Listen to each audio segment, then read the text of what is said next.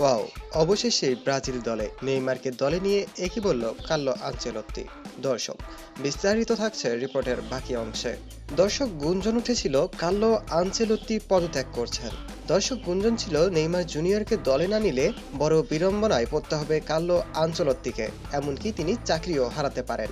দর্শক, Carlo Ancelotti the Italian mastermind অবশেষে দলে ফিরিয়েছে ব্রাজিলের সর্বোচ্চ গোলদাতা নেইমার দা সন্তোস জুনিয়রকে। দর্শক, নেইমার জুনিয়র ব্রাজিলের বরাবরের পারফর্মার, যিনি ব্রাজিলের হয়ে সেরা একজন খেলোয়াড়। প্লের পরে যদি কাউকে ব্রাজিলের সর্বকালের সেরা মানা হয় তাহলে নেইমার জুনিয়র থাকবেন।